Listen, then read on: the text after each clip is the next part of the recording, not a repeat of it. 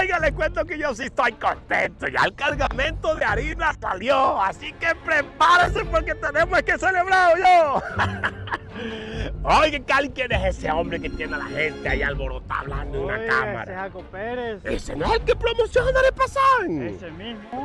Yo veo ese muchacho y me dan ganas de comerme, mejor dicho, unos roquetes con queso y unas arepas de huevo. Bueno, vamos a buscarlo. No, vamos, es que ahora con esta harina voy a comprar toda la fábrica de Arepasan. Desde la bahía más linda de América comprobamos que Arepasan se metió en el corazón de toda la región Caribe. Para la muestra, un botón.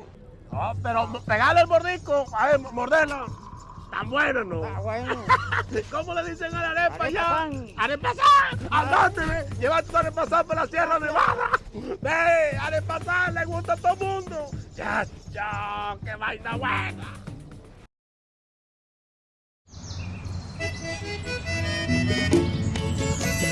Jaime Pérez, parodia, te lo mereces, hermano.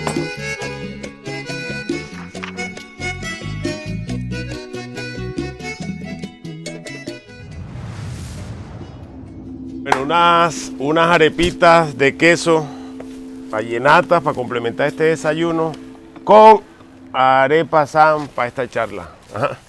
¿Qué estabas leyendo ahí, mami? No, tiempo sido. Juan Celedón Gutiérrez con unos apuntes por Tocotes Núñez.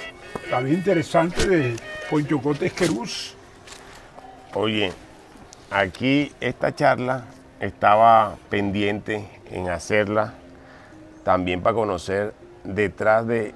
Tú siempre has documentado o has hablado de los personajes del folclore, pero hoy vamos a hacer un arranque de ti como Jaime Pérez Parodi, la Biblia del vallenato.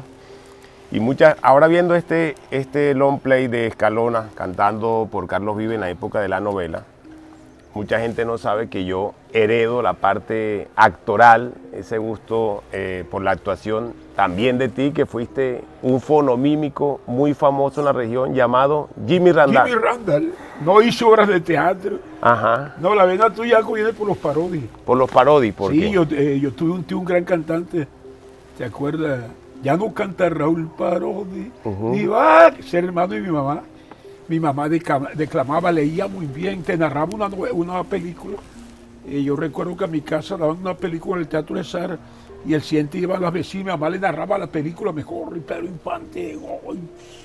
Entonces la vida nuestra es por los parodias. Y o sea, en aquella época, si todavía es difícil, muchacho, hoy en día que diga quiero ser actor, en aquella época tú decir voy a ser fonomímico, ¿cómo se dio eso y ese gusto como por ese lado? Caso único fíjate, yo estaba en Bogotá actuando en un grill y el mesero me dijo que vayas a aquella mesa. Yo fui y la sorpresa mía que encuentro a Juan Gozaín con Lolita Costa.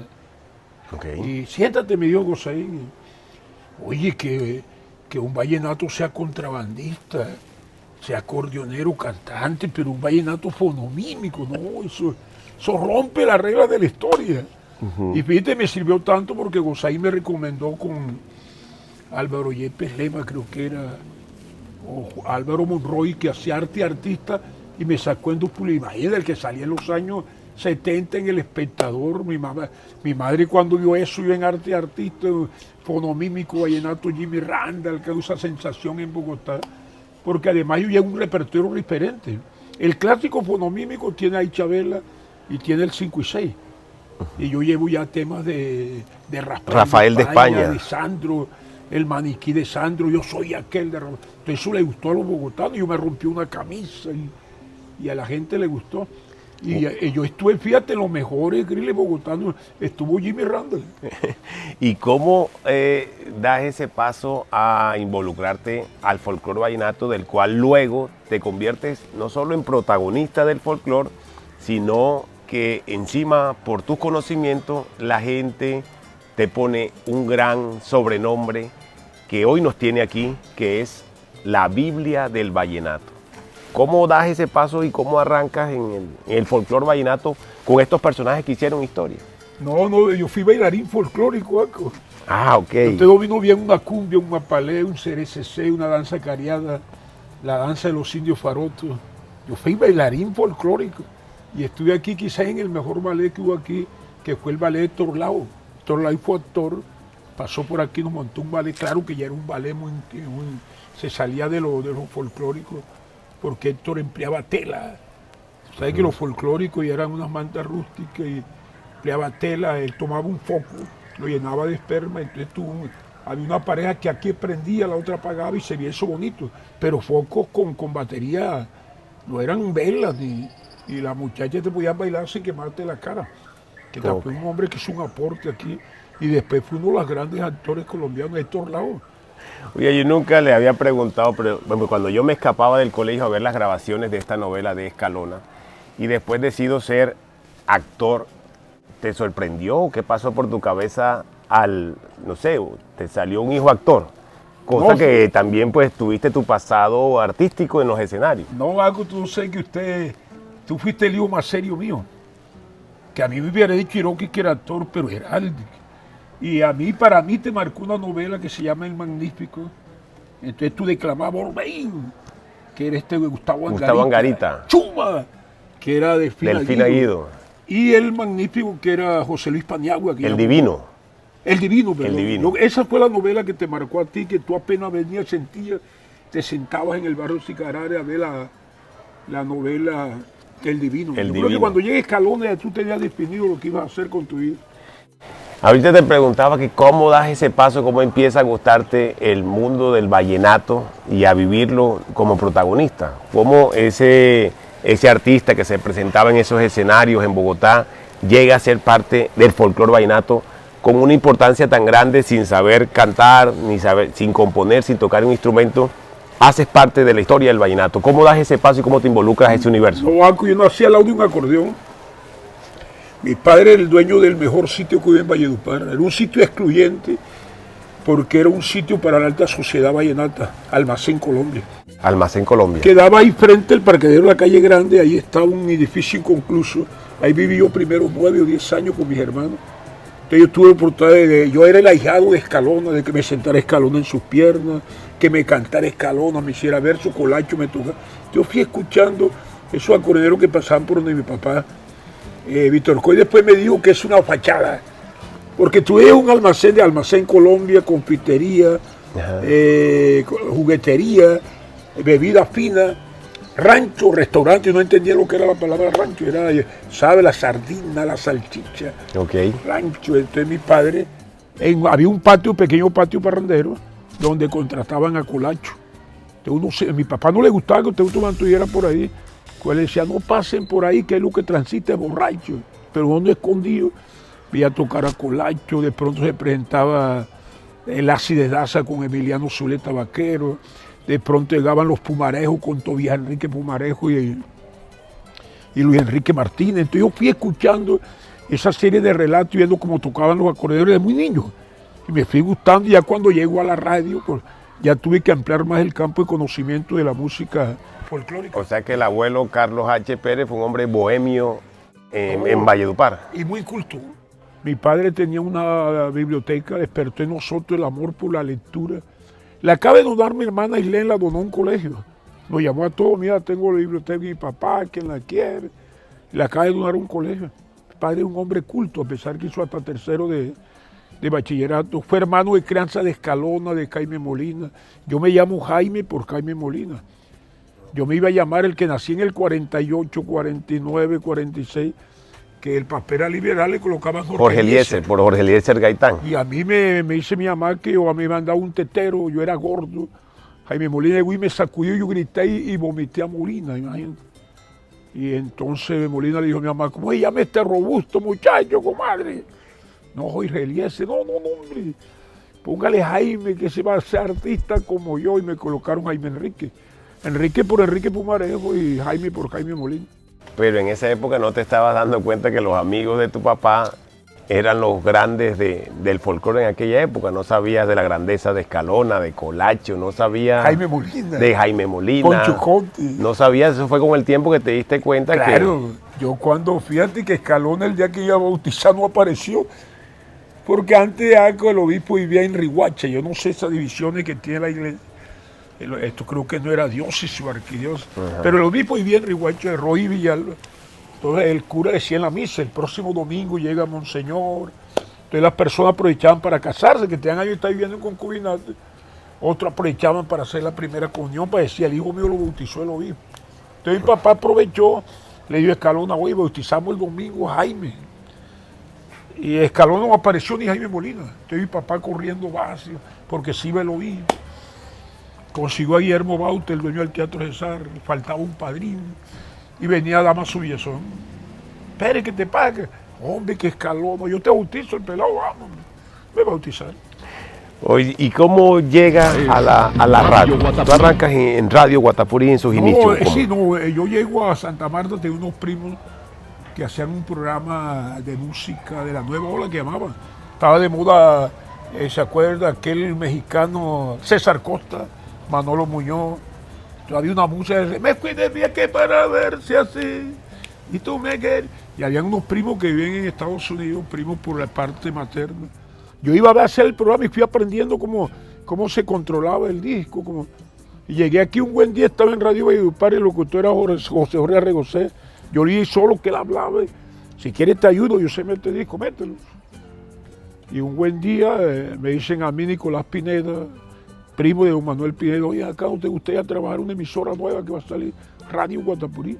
Claro. Te espero mañana a las 9 y yo fui. Entonces José Manuel Pineda me hizo una prueba. Yo le dije, ¿cuáles son los micrófonos? El 1 y el 2, los platos, el 3 y el 4. Me pusieron de pie una prueba. Yo terminó Salcedo, que era lo que cerré y abrí el disco. Y después que entro, dijo Salcedo, después terminó el disco, cerré, le abría Salcedo, Radio Guatapurí. Entonces Manuel me miró y me tiró una camiseta en la cara de Radio Guatapurí, como diciendo, ¿qué eras aceptado? Me tiró así. Yo vi Radio Guatapurí, cubrimos toda la olla del río Cesar. Y ahí comencé yo mi carrera de control. Fui un control muy bueno, Arco, y la ventaja es que musicalizaba muy bien. Entonces Salcedo me defendía, pero eso lo supe después. Salcedo, pero no, ese hombre es el que mejor musicaliza, espere. Porque en mi caso mi padre escuchaba Radio Habana, Cuba. Yo sabía, cuando llego a radio, yo llegué preparado sin saberlo. Sabía quién era Daniel Santos, la Sonora Matancera, Alberto Beltrán. Sabía quién era Luis Carbonell, un poeta costumbrista cubano. Mi madre escuchaba una hora por una HY de México que patrocinaba la cadena Cresto. Cresto era una bebida achocolatada como el Milo. Mi madre cuando estaba pura para el colegio colocaba unas tazas de café con leche, echaba una cucharadita de Cresto, azúcar y quedaba una bebida pero agradable. Entonces ahí escuchaba uno de esos boleros, Los Panchos, escuchaba uno María Luisa Landín, Eva Garza, Elvira Quintana. Entonces yo llego a la radio con unos conocimientos que yo creía que esos conocimientos los tenía todo el mundo. Entonces yo comienzo a corregir a los locutores, porque todo decía, el único colombiano que cantó con la Sonora, Nelson Pinel. Oye, ¿qué haces tú con Gladys Julio? ¿Qué haces tú con Carlos Julio Ramírez, que grabó El Mardicero con la Sonora? ¿Qué haces tú con Bob Toledo, que estuvo con la Sonora 5 años y un buen día se suicidó en San Andrés? No, pero es que... Pero esa era la música que se programaba, ¿no se programaba vallenato en esa época? No, fíjate la lucha, mira, aprovecho esto para hacerle un homenaje a Poncho Castro. Otro en Guatapurí, fíjate, Salcedo era un hombre que tenía un gusto muy refinado, exquisito. Salcedo, el programa de Amales Sobremesa, que era música clásica, lo programaba él. Entonces tú escuchabas música de Beethoven, de Mozart, de Chopin, Tchaikovsky, Stravinsky, Berlioz, Franz Liszt, y lo escuchaba Salcedo. Y los sábados ellos hablaban música brillante, que era una música popular. Reemplazaban la música. Entonces Salcedo seleccionaba unos temas, aquellos ojos verdes, pero instrumentales. Él buscaba y metía vals de Strauss. La gente del vallenato quedaba. Entonces Salcedo, fíjate, tú Guatapurí no escuchabas los 10 semanas ninguna música movida. Escuchabas tu bolero, ranchera, tango. Escuchabas tu música española, entonces uno sabía quién era Juan Lesquido, quién era Imperio Argentina, quién era Lola Flores, Mariano Fernández, El Caracol. Entonces tú oías esas canciones, Silverio Pérez, que pegó aquí, ¿te acuerdas? Un homenaje que le hizo a Agustín Lara al mejor torero que tuvo México, Silverio Pérez. Monarca del trincherazo, torero torerazo, azteca y español. Silverio, cuando torea, no cambio por un trono mi barrera de sol. Eso lo cantaba Juan Lesquido. Y la española cuando besa, es que besa de verdad. Oye, eso fíjate, es que Valledupar era una ciudad que te escuchaba todo. Y era bohemia, ¿no? Era O sea, muy bohemia, pero sí. una bohemia muy sana. Valledupar fue perdiendo ese romanticismo de escuchar tú de madrugada una serenata con el trío Malanga y escuchar tú esa el trío Malanga era Gustavo Gutiérrez, No, no, era Raúl Moncaliano, el Cuinqui y Hugo Martínez. Hugues Martínez. Gustavo ok. tenía el trío Serenata que era José Jorge Arregocé, Carlito Espeleta y él. Ah, era la ok. competencia puntual del Malanga. Del Malanga, que era el que Claro. daba todas las serenatas en Valledupar en aquella época. Claro, y que imagínate, escuchabas tú de madrugada, escuchabas sin ti no podré vivir jamás. Escuchaba amorcito corazón, yo tengo tentación de un beso. No, eso era bellísimo. Oye, y en aquella época era más vallenato en guitarra, ¿cierto? En aquella Claro, época. es que El el vallenato- acordeón todavía no el sabía... el vallenato toma ventaja porque se va, muere Buitrago y Bovea se radica en Buenos Aires. Entonces ahí surge Luis Enrique Martínez, Alejo, Landero, Adelanteo Vía, que grababan antes en su puerta en Barranquilla. Se grababa en Barranquilla en el sello Tropical, pero el vallenato te lo dominaba la guitarra Guillermo Buitrago. En el interior había el tío Bovea. Latino, Noel Petro, Cristóbal Pérez, Julio Erazo. Fíjate, entonces aquí surge, mira, el vallenato siempre ha tenido un defensor. Buitrago dominaba toda la escena de la costa y aparece un vallenato llamado Alberto Fernández que se convierte en la competencia puntual de Guillermo Buitrago. Oiga, vamos a, aprovechando estos inicios y que estoy aquí con la Biblia del Vallenato, que por cierto, ¿quién le puso la Biblia del Vallenato? No, Toño Álvaro, Alfredo Gutiérrez dice que fue él. Ajá. Un control que Toño Álvaro, Ajá. yo hacía un programa, ¿cuánto sabe usted de vallenato? Que me llamaban. Digo, Jimmy, sáqueme esta duda, ¿quién fue el que cantó? Yo le decía, entonces, oye, pero usted es la Biblia, esa vaina. Ahora Alfredo Gutiérrez hizo en televisión, no, que se acuerde Jaime Pérez que yo fui el que lo bauticé como La Biblia del Vallenato. Aquí en este libro, Trilogía Vallenata, homenaje a Consuelo Araujo Noguera, hay una parte que dice, queda flotando en cambio el interrogante de por qué razón no fue Riguacha la cuna y el centro de irradiación del vallenato, si se considera que además de haber sido la primera en conocer el instrumento, las características socioeconómicas, el auge y la importancia que le daba su condición de puerto marítimo, la abundancia de una heterogénea masa de habitantes y otras muchas razones de índole diversa, la colocaban en situación de ventaja sobre la única población inmediata que en ese entonces podía competir solamente con ella, que era Valledupar. ¿Por qué Valledupar se apropia de este folclore y por qué el acordeón llega y se radica aquí? ¿Cómo es ese inicio? ¿Cómo es esa historia? No, fíjate, decía Pedro Castro Tres Palacios. La persona que quiera saber de Valledupar tiene necesariamente que pasar por Pedro Castro Tres Palacios. Necesariamente. El único que te habló del cacique Perigallo, y él decía que los vallenatos éramos ingratos con Perigallo. Todo el mundo te habla del cacique, Omar. Nadie te habla del cacique Perigallo que derrotó a los españoles. Fue gobernador aquí, inclusive primero que venció a Cuca, allá en San Basilio de Palenque, hasta que lo apresaron los españoles y lo ajusticiaron. Que Santander Escalón hace una canción, la canción del valor, con la que gana el concurso de canción inédita, que es un homenaje al cacique Perigallo. Él decía que por qué seguíamos insistiendo que el acordeón entró por Riguacha, que el primer acordeón que llega aquí lo trae un atanquero que se llama José León Carrillo. José León Carrillo, un cura, llega a Tanque, se lo lleva en 1800 a España y un buen día llega a Tanque con un instrumento, un acordeón de un teclado. Entonces, ¿por qué seguimos insistiendo? No, que es que el acordeón entró por Riguacha, que el folclore no es vallenato, sino guaquiro. Y además, fíjate que aquí se dio estatua al acordeonero. Fíjate, Colacho. Colacho fue el único acordeonero que no salía a la correduría, que era una correduría que salían a ver qué salía en el camino. No salían con un contrato definido como ahora. Por eso que yo te digo que ya no hay juglares, porque el músico es salidamente contratado en buen avión, en buen hotel.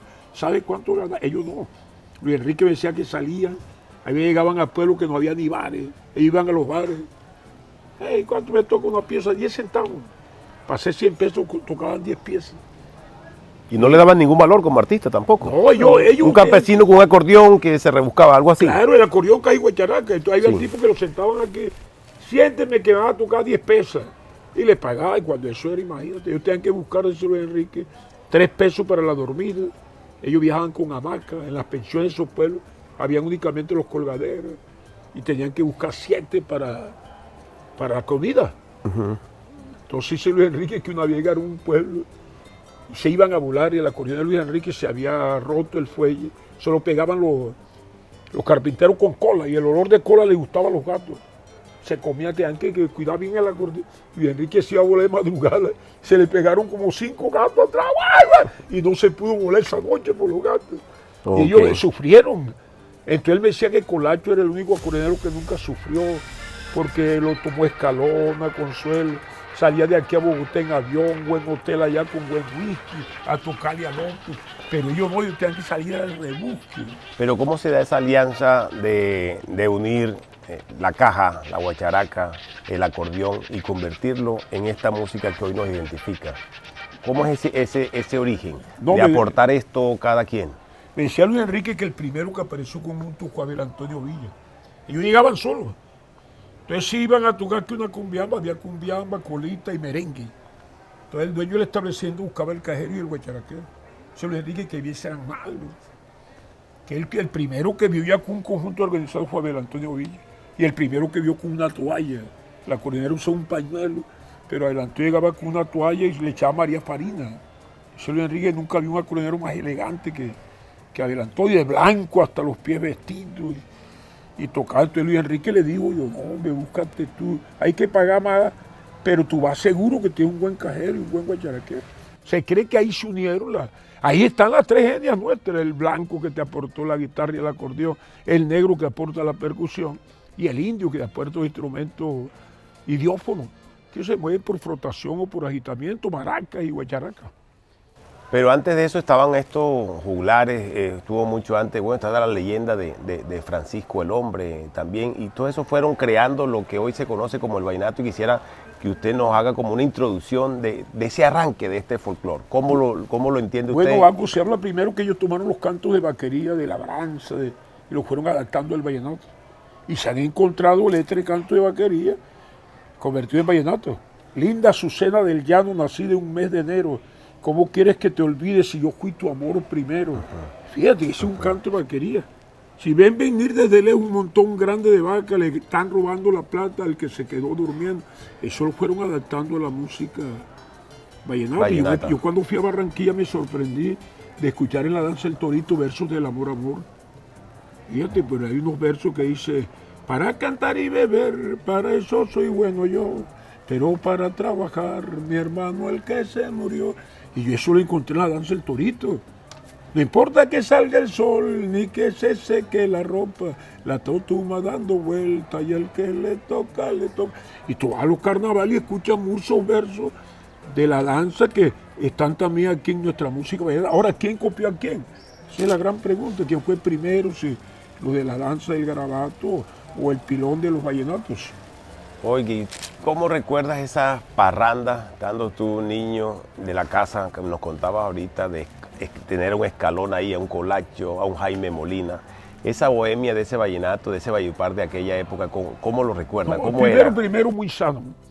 Segundo, mi abuela era una gran cocinera. Y entonces ellos organizaban primero la comida. Mi padre era muy glotón. Y entonces ellos iban a comer carnes, iban a las 3 de la mañana al mercado, porque Valledupar creo que consumía 10 vacas.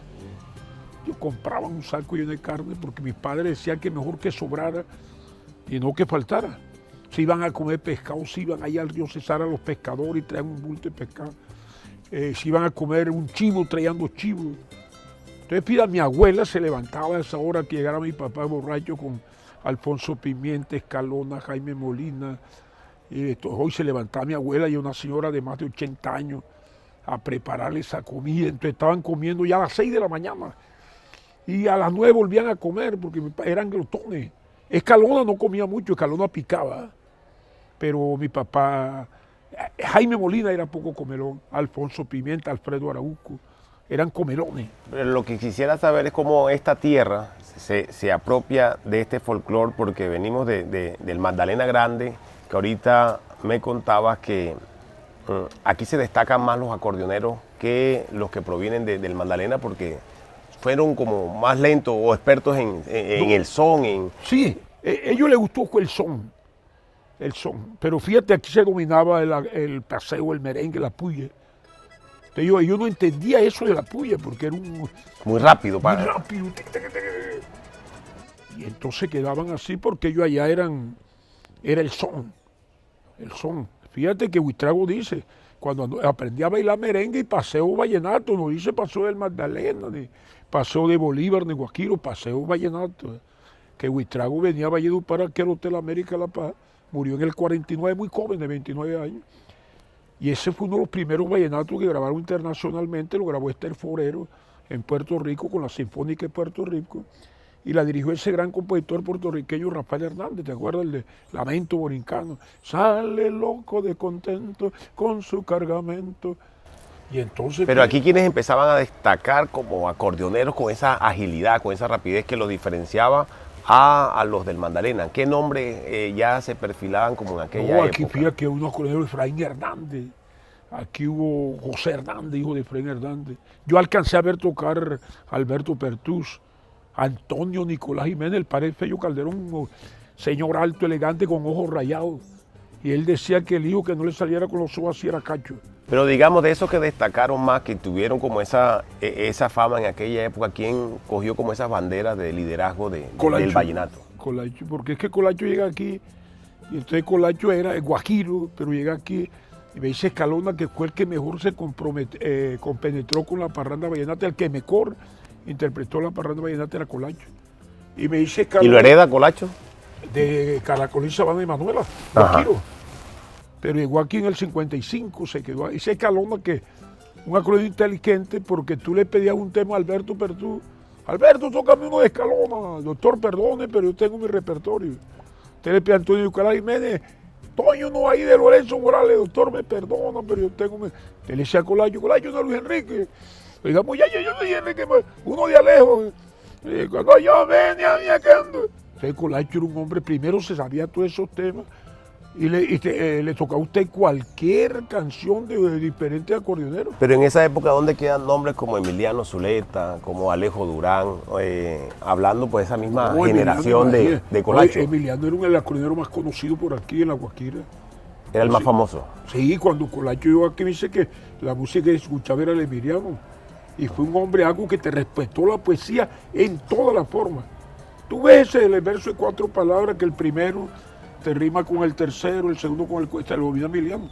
Me le dice a Carmen Díaz que sufre y tenga paciencia, que si ella no lo sabía, Emiliano es sinvergüenza.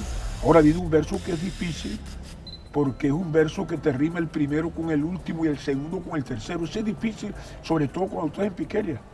¿Para qué le dio una casa? Llevó a la oficina a Mili y ahora tengo que decirle que le metió la pata. Mira, un verso, pero muy bien construido. Que hay personas que te hacen un verso que te riman el primero y el último y la gente cree que está verseando bien.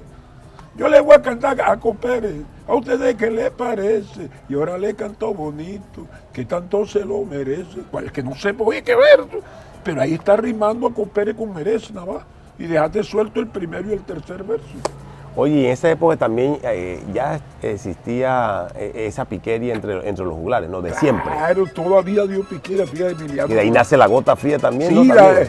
pero fíjate, me decían a mí que la piquería más fructífera fue la de Emiliano con Toño Sala.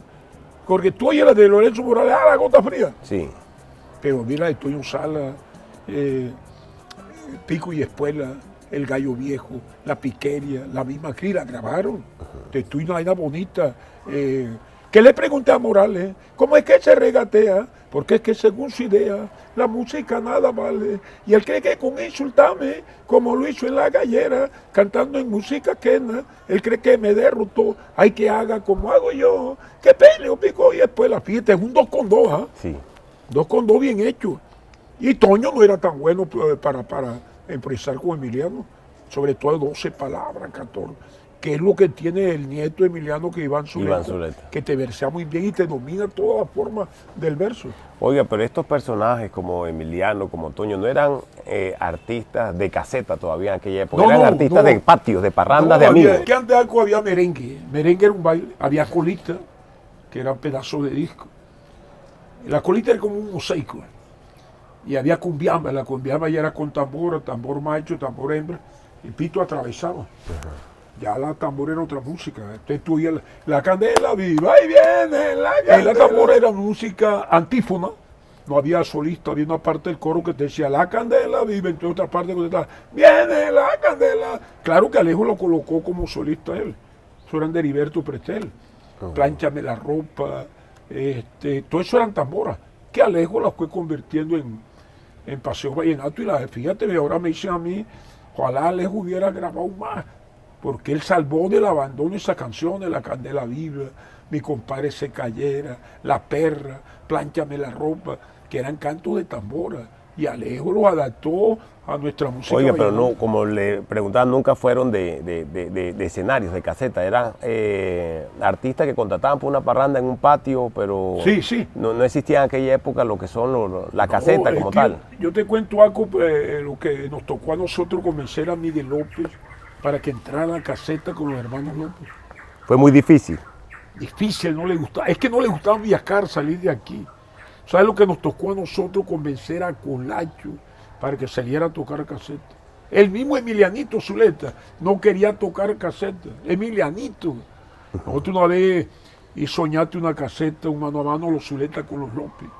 Eso fue lo no visto aquí en el Valle. Y para convencer a Emiliano tuve que convencer a Luquita Kénico. Venga, que yo le respondo por la plata. Entonces ya después le fue gustando la caseta. Ellos querían tocar una caseta que amanecieran aquí en el Valle, tocar en Boscón, ya cuando decían Cincelejo, Caucasia, ya yo, pero eso tan lejos. Ya después la caseta fue produciendo mucha plata, y como decía Colacho, tú ibas a una caseta y sabías cuándo terminaba. Oye, y en esa época estos personajes eran el ídolo completo, ellos mismos cantaban, tocaban el acordeón y no existía esa figura del cantante en las parrandas, ¿no? Ellos mismos cantaban sus canciones. Fíjate, Alejo Durán fue un gran cantante. La voz de Alejo fue mejor cantante que acordeonero. ¿Ah, sí? Romancito Román fue cantante. Y a él le grababan Romancito, y yo pelado pensaba que era acordeonero. Tocaba Aníbal Velázquez y cantaba él. Okay. Fíjate, Miguel Llanes fue cantante, Huicho Sánchez fue cantante, mucho antes que surgiera Jorge Oñate. Okay. Y a Jorge Oñate otra etapa. Es otra etapa. Emiliano también cantaba él mismo sus Claro, canciones. el viejo cantaba. Y yo le preguntaba a Maestro Mile, ¿qué usaban ustedes para la garganta? Emiliano me dijo que pagaban paneles y echaban pimienta. Y eso le mantenía la garganta. Otro que no, una toma de jengibre con panela. Cada quien tenía su método para preservar. Además tenían ayudantes. Fíjate, Luis Enrique Martínez se va a dar Armando Zabaleta. Colacho tenía a Dan Montero. Okay. Yo tenía a Montero que le dijo, si quiere partir, sin mi compañía. Oye, Adán, que era un excelente cantante. Pero ya cuando aparece Oñate, Zuleta, ya eso... Ese es un tema aparte que vamos a abordar, pero en cuestión de personalidad, ¿cómo era un Emiliano Zuleta, un Alejo Durán? Usted que lo conoció, un Colacho Mendoza. No, ¿Qué Colacho temperamento tenía? ¿Cómo era su forma de ser? No, a mí me gustaba Colacho en el fondo era tímido. Entonces Colacho cuando estaban tocando tópicos que él no entendía, él se quedaba callado. Pero hable con nosotros, estoy yendo aquí aprendiendo. Nunca desentonaba. Pero cuando Colacho tomaba confianza tenía unos cuentos. No, los cuentos Colacho que era uno para reírse. Amador de gallo. Sí, Colacho en el pueblo de él salieron a pescar. Ellos compraban la dinamita, una vela y la dividían. Y cuando estaban así venía un señor en un burro. Antes cuando en la sierra tenían fiebre, en el sombrero le metían una soga. Y eso es que ayudaba a quitarle el malestar. Y el señor paró, ¿qué están haciendo, muchachos? No, pero esa vela está muy grande. Viejo cortó, pero cuando hizo así para tirar, no, va debajo porque estoy resfriado. Cuando hizo así, una rama le quitó la dinamita. La dinamita. Y el viejo cuando se tiró con fiebre y todo al río. Y estalló. Y explotó y tumbó la rama del palo. Era dinamita pura que yo compraba en una vela. Okay. No, tenía unos cuentos Colacho. Y un artista como Emiliano, ¿quién se Emiliano, parece más, Poncho o Emilianito? ¿A quién se parece más a su papá en su personalidad? Poncho. Es que tú veas a Poncho, y Emiliano era un tipo enamoradísimo, alegre, buen amigo. Compartía con sus amigos. Emiliano más serio, más... Pero es que no fuera un artista, no tiene ese temperamento que tiene Poncho. Primero, Poncho tiene una capacidad para ser amigo. Es un hombre que se convierte en el epicentro de una parranda porque llega aquí, te echa unos chistes y tiene una gracia para el chiste y dice, ay. Pero Emiliano es más retraído, más... Poncho no, el que más... Y el viejo Emiliano era así como alegre, Poncho. Era así alegre y lo querían mucho y él llegaba aquí. No, besó. Y el negro Alejo. Alejo era muy serio. Mira, yo hicimos una gira en Venezuela, nos dijo un tipo a Diomedes, ¿cómo hacemos para traer a Alejo? Porque había pueblo. Total, Juaco dijo, yo me encargo de ubicar a Alejo y ubicamos a Alejo él solo. Llegó Alejo con una maletona y sabía que había antes que se abrían así. Oye, se levantaba temprano, Juaco, se iba para la cocina del hotel, ahí usaba el café, era diabético, usaba uno edulcorante, pero hoy yo me sentaba con él y empezó a echar ese hombre cuentos. Que una vez en un pueblo había un policía, Luisito, que era alzado, usaba yatagán, fusil y revólver. Y le dijeron a Alejo, oye, Luisito acaba de pegarle a Luis Enrique Martínez. ¡Oh, mi sombrón! Y él venía a mentir y cogió a Luisito así por el cuello y lo tiró un pozo y Luisito ahogándose con el rifle y lo sacaron. Aragua, enseñarte a respetar a los hombres, ¿no? Si eres tan guapo, dispara. Y se Alejo que unos años después venía en Santa Marta y venía Luisito solo. Ya no era policía cuando vio a Alejo, Alejo que no sabe dónde se metió Luisito. Oye, Luis Enrique, para ir cerrando ahí. No, con esos fíjate, grandes Luis personajes. Enrique era familia de mi abuela. Fíjate, mi abuela era Braulia Medina Brito. Y entonces, ¿y pero por qué familia? Resulta que el papá de mi abuela era Januario Medina Martínez. De nosotros somos familia de Luis Enrique. Entonces él nos decía, él visitaba a mi mamá y le llevaba quina de Fonseca. Quina era algo, eso lo hervían agua y botaban un agua roca. Era una panacea para cualquier mal, tú la tomabas quina. Tú tenías fiebre, dale quina con romero. Se te caía el cabello, dale quina con romero. Y él le traía a mi mamá quina. Y él quería mucho a mi mamá. Y entonces fíjate, mi abuela, cuando él llegaba donde mi papá y mi abuela usaban pellón, no era maleta. Él usaba 2 pantalones caqui, como 3 camisas, y mi abuela le sacaba y se lo lavaba. Pero él con su personalidad, como era el hombre más vivo dicharachero, del mundo, era... alegre, dicharachero y vivo, vive. Una vez estábamos tocando, fuimos a visitar a Alejo, un locutor Roja Gavalo que ya murió, fuimos a tocar Planeta Rica en el 87, ¿verdad? Y el locutor le dijo a Diomedes, ¿sabes qué está accidentado Alejo? Alejo salía en una cicla y lo atropelló un caballo. Entonces nosotros fuimos y encontramos a Alejo, andaba fría Luis Enrique. Alejo cuando vio de mierda, compadre, cuando uno va para viejo, mire. Y lo más triste es que un caballo viejo fue el que me... Total que ya cuando Diomedes se iba, le dio 150,000 pesos a Alejo, que era plata ese. Juaco, compadre, tenga ahí, pues, dáselo a la mujer que la caminita el presupuesto. A la 8. Y yo le digo, oye, ¿a mí qué, Diomedes? Dijo Diomedes, bueno, Luis Enrique, yo no tengo más ni 5.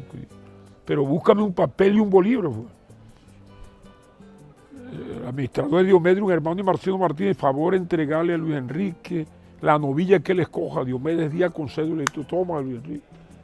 Cuando vayas por allá por Fonseca, sabes que te entregan la novilla. Tú la puedes vender en Fonseca. Cuando terminamos el baile, llegó Luis Enrique. El baile terminaba a las 4, como que estaba pendiente y llegó. Hola, compadre Diomedes. Yo me he puesto a pensar, ¿cuándo voy yo por Fonseca? Yo vengo a venderle la vaca. Se la vendo con 80,000 pesos. Me dijo, háblate con Juaco. Y yo respondí, bueno, dame la orden. Digo, Juaco, porque después me descuadro yo. No, yo no sé dónde puse.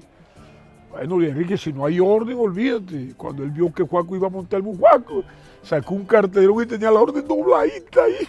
Pasé otro negocio para adelante. No, era muy vivo, Luis Enrique. Oye, Jaime, para ir cerrando estos inicios de este folclore, ahorita decía yo y se preguntaba en el libro también, ¿por qué Valledupar cree que adopta este folclore, teniendo nosotros muchos exponentes de este folclore en La Guajira, pero por qué Valledupar se vuelve como es conocida esa capital mundial del vallenato y no tanto la Guajira? Porque se trató bien al músico. Aquí fue el sitio donde trataron mejor al acordeonero. Escalona, Darío Pavalló, el Turco, la Cacica. Fíjate, Colacho le envidió todo el mundo, porque Colacho era un hombre que no tuvo que salir a hacer correduría ni a rebuscarse, Colacho. Yo nunca conocí el rebusque. De buenas relaciones también, siempre. Oye, fíjate, el Colacho lo acogieron, que aquí había unos mecenas, los Paballó. Cuando tú tomabas un acordeonero para sí, tenías que ver que se enfermaba un familiar. Lo que hacían los Paballó, Colacho fue un hijo más del doctor Roberto Paballó. Y fíjate que me hice Colacho que le dijo Darío, socio. Colacho quedó. Cola, ahí te llevó en una hectárea en el cultivo del algodón. Darío vendió la cosecha y le dijo, Colacho, mira, te tocaron 14,000. Ese Colacho compró un G, imagínate, un G valía de una escuela. 14,000 pesos en el año 57 era mucha plata. Y Colacho compró hasta un G. Dice, mira, Jaime, yo a los 2 años esté en el valle, tenía vaca, tenía potrero, tenía casa y tenía un G. Y los acordeoneros no tenían nada. Entonces todo el mundo empezó, y Colacho, mira, sale en la televisión, salen los aviones, nosotros aquí todavía... También se lo llevaba Escalona para su fiesta, Claro, su parranda, ¿no? Es que Escalona fue y los Paballó fueron unos mecenas de Colacho. Los Pumarejos fueron mecenas de Luis Enrique Martínez. Aquí a Luis Enrique lo traían los Pumarejos. Víctor Julio Hinojosa se adueñó de Alejo Durán. Entonces aquí había un viejo aforismo que acordeonero que llegaba al valle y no tocaba en la bolsa le tenía miedo a Colacho. Entonces Víctor Julio traía a Alejo al valle y se lo llevaba para patillar. Entonces empezaron, oye, ¿por qué no lo pensé? Porque ahí llegaban los Paballó con Colacho. Ahí traían a Calixto Ochoa, César Castro, Landero. Traían enseguida a Colacho y se fueron mano a mano. Lo llevaba el Turco y Darío Padel. Ese el Turco que esperaban afuera. Cuando terminaba, tan tararata, bam, bam, y entraba Colacho. Y ahí me dio el café de la bolsa de Don Colí Botero, que fue un sitio importante para los vallenatos. Se ponía ahí por la ventana, uno veía los mano a mano. Y Colacho se convirtió como un paladín, como un aladí de los vallenatos, el que nos defendía de la invasión extranjera, fue Colacho. Oye, increíble cómo también la propia música vallenata casi que termina dándonos a nosotros, los nacidos aquí, el gentilicio de vallenato. ¿Usted cree que somos vallenato o valduparense? No, vallenato. Fíjate algo, y tú estudias el vocablo, encuentras que en 1536, óyelo bien, que no es nuevo el vocablo, 1536, Ambrosio Alfín, un alemán que vino a la casa Welser, llega a este valle, a justicia al cacique Upar, les pide lo que pesaba en oro y al final lo mata. Y se va un indiecito que llamaba Francisco de Heredia, porque lo había vuelto en Santa Marta, Pedro de Heredia. Y le decían Francisquillo el Vallenato, o sea que el gentilicio, él se va con la tropa en Chinácota, aprovechando que Ambrosio Alfín dormía, lo asesinó con un cuchillo. Y se vino, ¿sabes? Se puede de orientación que tiene el indio, llegó aquí a Valledupar. Y ya aparecía el vocablo vallenato. Y la música, lo que te digo, la canción de Sebastián Guerra, la canción de Buitrago, grabada en 1946, ya casi 80 años, que dicen los entendidos que con un término, excepto el paso de 3 generaciones de 35 años, ya se convierte en un término folclórico.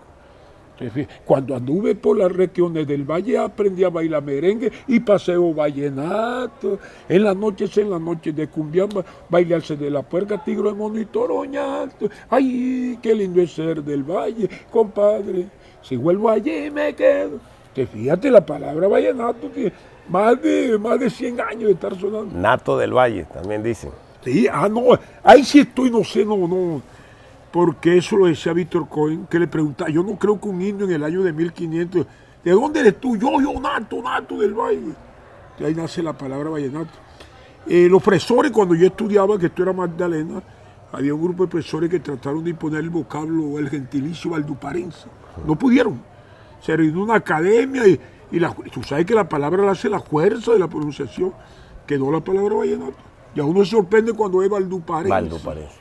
Oiga, ¿y acordeonero o acordeonista? No, acordeonero. ¿Cierto? Acordeonero. Que ahora han tomado y he discutido en foros. No, que es que la academia toda la vida chocó con el folclore. Diametralmente opuesto. ¿Qué es la academia? Lo erudito, lo científico, lo correcto. El folclore es diferente. El folclore es lo espontáneo. Lo que surge así de pronto. Es la sabiduría popular. Y los folcloristas dicen que los términos folclóricos no están sujetos a cambios literarios ni académicos, que ahora quieren imponer la palabra acordeonista. Sí. Heráldico Pérez y su conjunto vallenatero. Entonces nosotros tenemos que luchar y proteger esas categoremas de nuestro folclore. La palabra es acordeonero, nunca diga acordeonista. No, ahora dicen a uno es que la academia no tiene nada que ver con el folclore, es diferente. La academia hasta ahora está aceptando los planteamientos folclóricos. ¿Y la vallenatía? La vallenatía sí, ahí hay palabras como los indios que usan la palabra cosmogonía, ¿verdad? Como ven los indios en el mundo. La palabra vallenatía, porque han escrito, Consuelo escribió vallenatología y puso ese nuevo término. Pero es vallenato, música vallenata. Fíjate que ellos a los instrumentos folclóricos le decían casquero, guachara, pero mira al pianista, al guitarrista. Yo estuve en Cuba y me extrañó que le pedimos a un tipo el son de la loma. Allá no te hablan ya de Matamoros, ni te hablan de Silvio Rodríguez, de Pablo Milanés, de Noel Ochoa. Entonces me gustó porque dije, espérate, que falte el guitarrero. Yo nunca había escuchado ese término. Falta el guitarrero. ¿Qué es el guitarrero? La guitarra puntera, el que te puntea con la melodía. Mamá, yo quiero saber de Miguel ¿Dónde Matamoros, son los cantantes? Yo nunca había escuchado la palabra guitarrero. Siempre guitarrista. Siempre, mira que dicen corista. En cambio, y esos instrumentos que los hacía el pueblo, que llaman telúricos, que la casa tú la fabricaba, la guacharaca, le decían guacharaquero, casquero. El piano, que era diferente, que se cree que lo trajeron los curas para las misas, ya le pusieron organista, pianista. Oye, esta introducción que quise hacer hace parte de un proceso, de una serie de entrevistas que quiero compartir con usted, que usted nos adentre un poco en esta historia. Empezamos acá y lo invito ahora a que vayamos a la Plaza Alfonso López. Vamos a la plaza del Epicentro. Al Epicentro, donde usted la conoció en sus inicios, donde nació el Festival Vallenato, donde también ha sido protagonista de él, y nos hable un poco de la historia, de todo lo que pasó ahí en esa plaza, de sus grandes personajes y los festivales vallenatos que ahí nacieron y los grandes reyes que ahí se coronaron. No, fíjate, la plaza cuando yo estaba muy niño la cerraban, a la Brado la cerraban. La abrían a las 4 de la tarde y la cerraban a las 8 de la noche porque el ganado se metía y dañaba los jardines. Cada señora de la plaza tiene un pequeño jardín en la plaza. La esposa de los maestres, la esposa del doctor Cabello, la hermana de Tim Montero. Entonces se metían las vacas y dañaban. Entonces eso lo cerraban con un vallado. Luis Mariano González, que era el anafrero, fue el primer locutor que yo vi. Tenía una bocina que no era de impulso eléctrico y no de impulso, y él decía, el teatro César y sus hijos presenta hoy tal, el anafrero. Bueno, todas esas historias y anécdotas de la plaza vamos a contarlas allá, sentados debajo del palo de mango. Debajo del palo de mango. Bueno, vamos para ese entonces. Un tinto con una arepa. No se diga más. Recuerdo que salía usted con el veredito y me dice, Aco, quédate aquí, que perdió Juancho Roy. Había un coronel aquí que ordenó hacer disparos al aire, eran disparos de salva. Hombre, un hombre tan grande como usted atravesarse en una puya. Yo le dije, Leo, prepárate que va para... No me venga a mamar gallo. Y vale, primera vez que yo lo vi descortés conmigo. No me vaya a mamar gallo, que el palo me está para escuchar. Y yo le puse el papel. Mira, de Calixto, el pan que con la YouTube me ha vuelto el alma al cuerpo. Y volvió a participar a lejos.